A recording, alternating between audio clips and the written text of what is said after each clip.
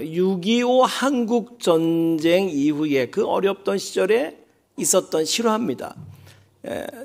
전쟁통에 부모를 여인 두 남매만 살아남아서 서로가 서로를 의지하며 사는 가정이 있었는데, 그만 오빠가 폐병에 걸렸어요. 요즘은 폐병 병도 아니지만 그 예전에는요, 폐병 걸리면 죽는 줄로 알던 시대가 있었어요. 폐병에 걸려가지고 알아 눕게 됐답니다. 그래, 이 여동생이 뭐 할 수 있는 일도 없고 뭐 또 할 일도 없고, 그런데 오라고 하는 데는 그저 술집밖에 없었어요. 술집에 나가면서 돈을 벌어서 오빠의 그 병원비를 대고 오빠를 지극정성 간병을 한 거예요. 그 여동생의 정성 어린 간병으로 오빠가 병이 호전이 되고 이제 완전히 나아서, 그리고 남매가 이제 교회를 나가기 시작했어요. 교회를 다니면서 정말 열심히 봉사하는 일꾼이 됐습니다. 그런데 그 교회 교인 중에 누군가가 이 여동생이 술집에 나갔었다는 사실을 알게 된 거예요. 근데 그걸 꽈가지고 교회에서 이렇게 막, 제가 저기 술집 접대부였대. 뭐. 그러면서 그게 막 소문으로 꼬리를 물고 나와서 사람들이 막 그 여동생을 놓고 막 수군하고 쑥덕쑥덕하고 막. 그러다 보니까 이 여동생의 혼사가 이렇게 틀어지게 된 거예요. 그래, 그런 현실을 이겨내지 못하고 이 여동생이 결국 죽음을 선택을 했습니다. 그러니 그 오빠도 자기 때문에 그 여동생이 꽃단 나이에 인생을 놓아버렸으니 내가 살 수가 없는 거예요. 그래서 오빠도 뒤따라 자살을 했답니다. 그 불행한 오누이의 장례식을 치르면서 목사님이 이렇게 설교하셨대요. 이 다음에 하늘나라 가면 우리 주님께서 내게 너는 세상에 있는 동안에 나의 양떼를 얼마나 잘 먹이다가 왔느냐 하고 물으실 터인데, 나는 그때 주님, 저는 양떼는 하나도 없고 이리떼만 먹이다 왔나이다 하고 대답할 수밖에 없게 되었다고, 그러면서 목사님이 그렇게 많이 우셨답니다. 여러분, 양 아닌 이리가 그 교회만 있었을까요? 자, 옆 사람 한번 째려보세요. 한번 째려보시면서, 당신은 설마 아니죠? 자, 시작. 당신은 설마. 물어봐요. 혹시 일이 앉아 있는지. 여러분, 부끄러운 과거가 있는 사람이 전과자라든지 중독자라든지, 하여튼 어떤 사람이 새로운 인생을 살고자 교회에 찾아 나왔을 때, 여러분, 예수님이라면 어떻게 하셨을까요? 그리고 성경을 보면 밝게 알 수가 있는데, 간음하다가 현장에서 돌에 쳐 죽임을 당할 위기에 놓여있던 여인, 그 여인이 예수님께 끌려 나왔습니다. 그때 예수님은 어떻게 하십니까? 그 여인의 과거에 대해서 한마디 언급 안 하시고, 다만 나도 너를 정죄하지 아니하노니 가서 다시는 죄를 범하지 말라. 그리고 그를 구원해 주셨을 뿐입니다. 여러분, 예수님께서 십자가에 못 박혔을 때에 양쪽의 강도가 함께 달렸던 거 기억하시죠? 여러분, 그 강도는 십자가 형벌을 받을 정도면 아주 극악무도한 강도였음에 틀림이 없습니다. 그런데 그 가운데 하나가 인생의 마지막 순간에 예수님께, 예수여, 당신의 나라가 임할 때에 나를 기억해 주십시오. 나를 생각해 주십시오. 주님의 은혜를 구했을 때에 예수님께서 어떻게 하십니까? 과거에 대해서 한마디 말씀 안 하시고, 오늘 밤 너가 나와 함께 낙원에 있으리라. 할렐루야. 네, 말씀. 그렇습니다. 여러분, 예수님은 누구보다도 죄를 싫어하시고 미워하시는 분이지만, 어떤 흉악한 죄인이었다 할지라도 주님께 나와서 주님의 은혜를 구할 때에 주님은 절대로 외면하지 않으시고 한없는 사랑과 은혜를 베푸시는 좋으신 주님인 거 믿으시기 바랍니다. 그런데 주님은 그런 분인데, 실제로 여러분, 그런 죄인들이 교회에 나왔을 때 그 사람이 어떤 대우를 받게 될 것 같습니까? 내 생각에 잘못되어 있고 허물이 있는 그 사람 어떻게 할 것 같습니까? 톰 소여의 모험 읽어보셨죠? 왕자와 거지, 이런 불후의 명작을 남긴 작가 마크 트웨인이 이런 얘기를 했어요. 개와 고양이를 한 우리에 이렇게 넣어봤다는 거예요. 어떻게 지내는지. 그랬더니 개와 고양이가 처음에는 신경전을 벌리더래요. 날카롭게 대립을 하더니 얼마 지나지 않아서 더불어 친구로 잘 지내더랍니다. 그래서 그 다음에는 호랑이와 사자를 한 우리에 넣어봤다는 거예요. 그랬더니 처음에는 막 으르렁거리고 막 금방 막 큰일 날 것처럼 그러더니 얼마 지나지 않아서 또 잘 지내더래요. 여러분 용인 사파리에 가보세요. 가보면 호랑이 사자가 잘 지내요, 여러분. 그런데 이번에는 천주교인과 개신교인을 한 우리에 넣어봤대요. 이렇게 넣어봤더니 얼마 지나지 않아서 다시 이렇게 열어봤더니 살아있는 자가 아무도 없었답니다. 아무도 없었다. 여러분, 하나님의 사랑을 말하고 하나님의 은혜를 말하는 교회의 그 사랑 없고 은혜 없는 모습을 꼬집는 그런 이야기입니다. 여러분, 세상보다 더 비판하고 자기 마음에 안 들면 자기 생각하고 다르면 더 정죄하고 자기 눈에 들보는 못 보고 여러분, 이거 주님께서 의도한 그런 모습이 아닙니다. 우리가 좀처럼 이 은혜 없는 세상에 살다 보니까 심지어는 가정에서조차도 무조건적인 사랑을 경험해 보지 못하다 보니까 이 값없이 베푸시는 그 주님의 은혜를 이해를 잘 못하는 거예요. 그러나 여러분, 주님께서 우리에게 베푸시고 또 우리에게 기대하시는 사랑과 은혜는 우리의 상식의 수준을 훨씬 뛰어넘는 정말 놀라운 사랑과 한없는 은혜인 것을 믿으시기 바랍니다. 오늘 1절 말씀, 오늘 본문 위에 그는 허물과 죄로 죽을 뻔했던 너희예요? 죽었던 너희예요? 죽었던 너희예요. 여러분, 저와 여러분이 죽었었다는 거예요. 허물과 죄로. 내가 언제 죽어? 영이 죽었었다는 거예요. 우리 영혼이 이미 사실은 죽었었던 자들이었어요. 과거에는 저나 여러분이나 너나 할 것 없이 다 세상 풍조를 따르고 육체의 욕심을 따라 지내며 그래서 본질상 진노의 자식이었다는 겁니다. 어떤 분들은 지금 진행형 분들도 많이 있죠.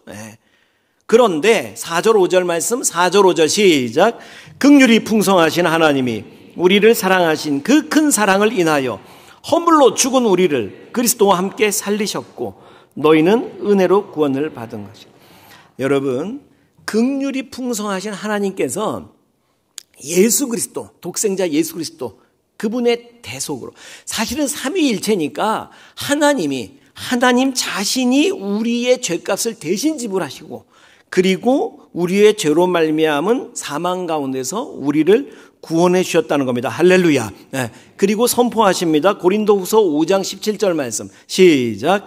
그런즉 누구든지 그리스도 안에 있으면 새로운 피조물이라. 이전 것은 지나갔으니 보라 새 것이 되었도다. 할렐루야. 여러분, 여기에 여러분 가운데, 아니 여러분 옆에 앉는 사람이라도, 여러분 자신이든 옆에 앉아있는 사람이든 과거에 어떤 죄를 지었고 어떤 허물이 있고 지금 모습이 얼마나 연약하고 지금 모습이 얼마나 보잘것없다 할지라도 여러분, 예수 그리스도 앞에 나온 여러분은, 예수 믿는 여러분은 그리스도 안에 새로운 피조물이 된 것을 믿으시기 바랍니다. 이제 새로운 인생이 열릴 것을 믿으시기 바랍니다. 여러분이 과거에 어떤 죄를 지었던, 지금 현재의 모습이 어떻게 보잘것없고 세상 사람들이 어떻게 업신여기고 여러분 어떻게 스스로가 돌아보아도 형편없는 모습이라 할지라도 주님께서 여러분 있는 모습 그대로를 사랑하십니다. 요한복음을 보면, 성경 요한복음을 보면 여러분, 요한복음의 저자가 누구예요? 요한이지. 질문 속에 답이 있다고. 요한복음의 저자가 누구? 요한. 요한이, 근데 여러분, 요한복음에서 요한이 자기를 지칭할 때 뭐라고 불렀는 줄 아세요? 그렇지. 맞아. 요한복음은 자기를 지칭할 때 요한이라는 표현을 안 썼어요. 뭐라고 했어요? 예수께서 사랑하시던 그 제자, 이렇게 썼어요. 그러니까 요한복음을 읽다가 예수께서 사랑하시던 그 제자가 예수 품에 기대어서 예수님께 물으셨다, 이렇게 하고 나오면 그게 바로 요한을 지칭하는 거예요.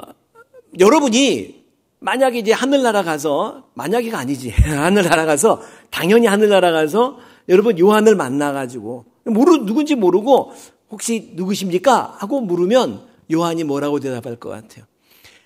복음서의 하나, 4대 복음서 하나인 요한복음의 저자, 12제자 가운데 하나였던 나 요한이요. 이렇게 말하지 않는다는 거예요. 예수님께서 가장 사랑하신 그 제자요. 이렇게 얘기를 한다는 거예요.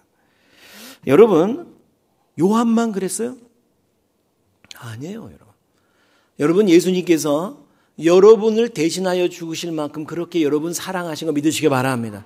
하나님께서 외아들을 내주실 만큼 천하보다 더 여러분을 소중하게 여기시는 거 믿으시기 바랍니다. 진짜로 여러분이 사도 요한처럼 예수님께서 사랑하신 그 제자라고 자기 스스로를 생각할 수 있다면 여러분 행복해집니다. 진짜로 믿으세요. 여러분, 그리고 나면 성경에 있는 모든 이야기가 말씀이 다 나를 위한 말씀이 되는 거예요. 성경의 주인공이 바로 내가 되는 거예요. 여러분, 성경에 보면 어떤 목자가 사실 예수님을 일컫는 거죠. 100마리 양을 치다가 한 마리 양을 잃어버렸어. 그랬더니 99마리를 들에 두고 한 마리 양을 찾을 때까지 찾아 나서신다 그랬는데, 바로 예수님이 찾아 나선 그 양이 바로 저와 여러분인 거 믿으시기 바랍니다. 내가 성경의 주인공이 되는 거예요. 여러분, 사실 성경을 정말 믿음을 가지고 보세요. 다 나의 이야기야. 나를 위해서 하나님이 쓰신 이야기야. 여러분, 탕자의 비유 아시죠? 이 아들이 타락해가지고 아버지 멀쩡하게 살아있는 아버지 유산에 나눠달라고 그러고 가가지고 허랑방탕하다가 그냥 돼지가 먹는 쥐염 열매로도 배를 채울 수가 없어서 아버지 집에 돌아와요. 그때 아버지가 여러분 밤마다 문 열어놓고 마음 졸이며 나간 자식 돌아오기만 기다리다가 아들이 오는 걸 보고 달려나가서 그 아들을 막 부둥켜 안고 입 맞추면서 새 신을 신겨라, 새 옷을 입혀라, 새 가락지를 끼워라, 송아지를 잡아라, 죽었던 내 아들이 돌아왔다, 잔치를 벌려라. 여러분, 그 죽었던 아들이 바로 저와 여러분인 거 믿으시기 바랍니다. 성경의 주인공이 나예요. 여러분, 그리고 성경을 보면 성경 한 구절 구절에 얼마나 은혜가 되고 얼마나 감격이 되는지 몰라요. 여러분, 거울자아 이론이라는 사회학 이론이 있습니다. 한번 따라합시다. 거울자아 이론. 거울자아 이론. 이게 뭐냐면 어떤 사람에게 있어서 그 정말 중요한 사람 있잖아요. 어떤 사람에게 중요한 사람 뭐예요? 어렸던 시절엔 부모님이 제일 중요하겠지. 부모님. 그 다음에 결혼하면 배우자가 중요하고, 자식을 낳으면 또 자식이 중요해지겠지. 학생들이라면 선생님이 중요하고, 회사 다니면 직장 상사가 중요해요. 근데 그 중요한 사람이 나를 어떤 눈으로 바라보느냐, 그것이 나를 결정한다는 그런 이론이에요. 이게 뭔 얘기인지 알아듣는 게 못 알아듣는 게 얘기하면 이런 얘기야. 무슨 얘기냐면은 여러분이 자식을 보면서 아이고 진짜 이 자식이 아니라 왼수다 왼수, 이 빌어먹을 놈아, 그렇게 말하면 걔 빌어먹는 놈 된다 그 말이에요. 가장 소중하게 생각하는 그분이 나를 바라보는 그 모습으로 나는 살아가게 된다, 이런 얘기입니다.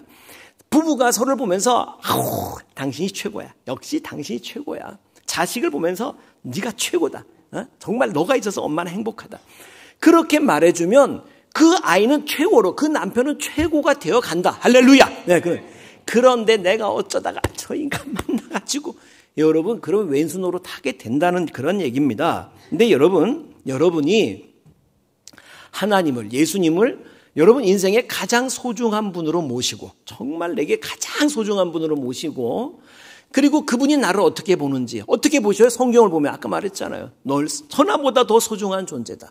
내가 너를 대신하여 죽을 만큼 내가 너를 그렇게 사랑한다.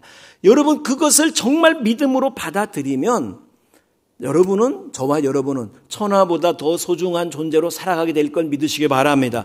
그게 거울자아 이론이란 말이에요. 오늘 본문 10절 우리 10절 말씀 같이 묵상합니다. 시작. 우리는 그가 만드신 바라 그리스도 예수 안에서 선한 일을 위하여 지으심을 받은 자니 이 일은 하나님이 전에 예비하사 우리로 그 가운데서 행하게 하려 하심이니라. 아멘.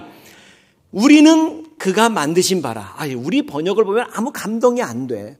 근데 여러분, 영어 성경어로 보면 masterpiece라고 하는 단어가 쓰여집니다. 걸작품이라고 해석할 수 있는 단어예요. 걸작품. 우리는 하나님이 만드신 걸작품이라는 거예요. 걸작품. 실제로 여러분 헬라어 원어로 보면 거기에 우리는 포이에마, 하나님이 만드신 포이에마란 단어가 쓰여집니다. 작품이란 말인데, 여러분 그 포이에마에서 포임이라는, 여러분 영어 시라는 단어 있잖아요. 포임이 바로 그 포이에마에서 파생된 단어예요. 한번 따라합시다. 포이에마. 여러분 정말 저와 여러분은 하나님이 만드신 작품이라는 거예요. 걸작품이라는 거예요. 한번 따라합시다. 나는 하나님의 걸작품입니다.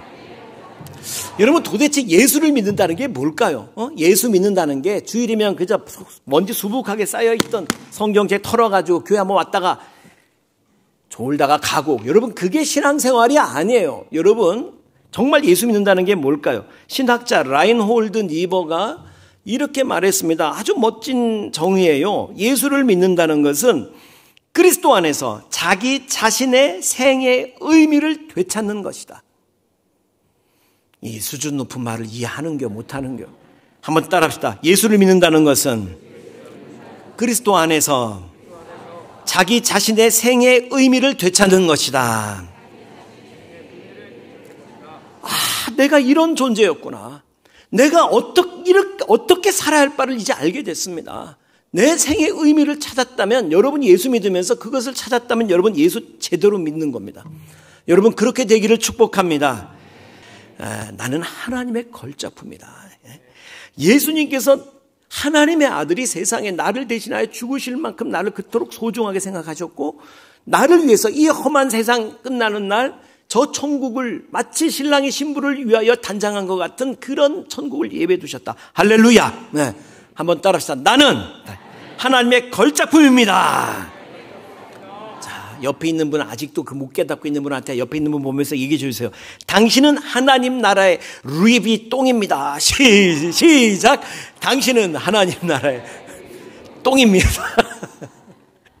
여러분, 여성들이 명품의 사족을 못 쓴다며 막 아주 명품 가방 한번, 여러분 명품 하는데 명품의 조건이 뭔지 아세요? 명품의 조건. 첫째, 명품의 조건은 명사가 만들어야 명품입니다. 예를 들면 앙드레 김이 만들었다. 그럼 명품이에요. 샤넬 디자이너가 만들면 그 디자이너가 누군지 모르지만 하여튼 그런 명품인 거예요. 또 여러분 화가, 피카소가 그림을 그렸다. 피카소가 그린 그림은 명작인 겁니다. 명화인 겁니다. 말이 필요 없이 명작입니다. 최고의 작품인 거예요. 근데 여러분 생각해 보세요. 우리가 이해 안 가도 피카소의 작품은 명화예요. 근데 여러분 우리가 이해가 안 가도 피카소보다 더 명사이신 하나님이 우리를 만드셨다고. 하나님이. 이거 비교할 수 없죠. 어떻게 피카소하고 비교해. 천하를 만드신 하나님이 우리의 작가시라고. 우리를 하나님의 작품이란 말이에요. 그런데 함부로 뜯어 고치면 되겠어 안 되겠어? 근데 왜 뜯어 고쳐? 여러분 기회 되면 뜯어 고치고 싶어 안 고치고 싶어? 여러분 이해가 안 가도 여러분은 걸작품인 거 믿으시기 바랍니다. 피카소 작품 이해가 안 가도 그건 최고의 작품인 거예요. 말이 필요 없어요. 여러분 하나님의 명화예요. 여러분 미적 절대 기준이 아니고 하나님의 눈으로 보이면 여러분 아름다운 줄로 믿으시기 바랍니다. 하나님의 걸작품들이에요. 두 번째, 여러분 꼭 명사가 아니더라도 누가 소유했느냐가 명품이 될 수 있대요. 무슨 얘기냐면 이 컵은 그냥 흔한 컵인데 이 컵을 이승만 대통령이 사용했던 컵이다. 그런 박물관이 유리 탁 상자 안에 들어있는 거예요. 김대중 대통령이 사용했던 컵이다. 여러분 그러면은 이 어마어마한 가격에 거래가 되는 거예요. 누가 명사가 소유하면 그게 명품이에요. 이승만 박사가 가지고 소유했던 것만 해도 명품인데 여러분 우리가 하나님의 소유예요. 그리고 명품의 마지막 조건이 뭐냐면 희소 가치가 있어야 되는데 희소 가치가 여기 이제 여러분이 이제 백화점에 가가지고 김현정 집사님이 마음 먹고 그냥 오늘 한번 나를 위해서 한번 쓰겠단 말이에요. 나 고생 많이 했는데 그리고는 백화점에 가서 비싼 옷을 하나 탁 해입고 교회를 왔더니 아유 또 이 집사람이 똑같은 옷을 입고 있어. 그러면 기분 좋아 나빠? 안 좋아. 근데 더군다나 아이고 이 집사님은 이거 어디서 얼마에 샀어요? 그랬더니 저기 리어카에서 떠리로 샀어요 이러는 거야. 기분 더 나빠지는데 절정은 더 열받는 것은 사람들이 보고 그러는 거야. 이 집사가 더 어울린다 이러는 거야. 이제 그러면 돌아버리는 거야. 돌아버리는 거. 그래서 진짜 명품은 하나밖에 안 만들어요. 진짜 최고의 작품들은 여러분 하나밖에 안 만드는 거예요. 일란성 쌍둥이도 그런데 하나님께서 최고의 명사이신 하나님이 우리를 만드실 때 하나씩밖에 안 만들었어. 일란성 쌍둥이도 서로 다르게 만들었어요. 그러니까 여러분 우리는 명품 중에 명품인 거예요. 그래서 우리 옆에 있는 분 다시 한번 보시고 얘기해 주세요. 참 독특하게 생기셨네요. 시작. 참 독특하게 생기셨네요. 이게 무슨 뜻이 잘 이해 못하는 분이 있는 것 같아요. 다시 한번 옆에 보면서 얘기해줘. 희한하게 생기셨습니다. 세상에 단 하나밖에 없는 분이야. 단 하나밖에 없는. 제가 우스갯소리를 하면서 곁들여서 했지만 여러분은 최고의 정말 명사이신 하나님이 하나님의 소유를 삼으신 세상에 단 하나밖에 없는 소중한 존재인 거 믿으시기 바랍니다. 여러분 우리 혈관에 예수의 피가 흐르는 거예요. 성찬식 해보셨죠? 요즘 코로나 상황이라 성찬식 한 지 정말 오래됐네. 이 성찬식을 할 때에 포도즙을 마시잖아요. 그 의미가 뭐예요? 예수의 피잖아요. 예수의 피를 마신다. 무슨 의미예요? 내 혈관에 예수의 피가 흐른다. 나는 예수의 피가 흐르는 예수의 피 최고의 혈통, 하나님의 아들의 혈통을 가진 난 존귀한 자다. 그런 의미예요. 그런 의미예요. 그런 의미가 있는 거예요. 자, 다시 옆에 있는 분 다시 한번 보면서 이렇게 얘기해 주세요. 눈 부릅뜨고, 눈 부릅뜨고. 나 우습게 보지 마라. 시작. 나 우습게 보지 마. 나 최고의 혈통을 가진 사람이야. 여러분이 진짜로 그걸 믿으세요. 내가 하나님의 예수 그리스도의 피를 하나님 아들 딸의 피를 가진 사람이다. 그리고 기도하면 기도가 응답이 됩니다. 여러분 내 하나님이 정말 나를 사랑하시고 나를 어떻게 존귀하게 여기시는지 그걸 진짜로 믿으란 말이에요. 머리에 지식이 아니라 정말로 여러분이 회복 자아상 하나님의 소중한 존귀한 자녀로서의 자아상을 회복하고 내 하늘 아버지 앞에 정말로 하나님 영광을 하나님 뜻을 따라서 하나님의 기뻐하시는 뜻을 따라 구해보세요. 우리는 그가 만드신 작품, 걸작품입니다. 그런데 그리스도 예수 안에서 무엇을 위해서 지으심 받았다고? 선한 일을 위하여. 선한 일을 위하여. 그러니까 여러분 하나님의 내게 베푸신 그 놀라우신 사랑과 은혜를 깨닫고 여러분 그게 은혜인 거 깨닫는 게 진짜 은혜야. 나도 예전에 본질상 진노의 자녀였는데 내 모든 죄와 허물을 주님께서 다 용서해 대신 죽으심으로 용서해 주셨다는 한량없는 은혜지. 한량없는 은혜. 그리고 그 은혜를 그 사랑을 받은 우리도 이제는 그 사랑으로 마땅히 사랑해야 할 사람을 사랑하는 거예요. 여러분 신앙생활이 맨날 또 뭐 만나가지고 뭐 수근수근하고 말이야 누구는 어떻고 여러분 그게 신앙생활이 아니에요. 하나님이 나를 어떻게 사랑하셨는가 얼마나 놀라운 은혜를 베푸셨는가 하는 걸 깨닫고 이제는 나도 그 사랑으로 사랑해내고 그리고 이제는 그 은혜의 복음을 전하고 할렐루야. 네. 그러면 하나님께서 이 모든 것 다 더해 주신다. 먼저 그의 나라와 의를 구하라. 그러면 이 모든 것을 너에게 더하시리라 약속하셨습니다. 할렐루야. 여러분을 향한 주님의 그 은혜가 정말로 깨달아지게 되기를 축복합니다.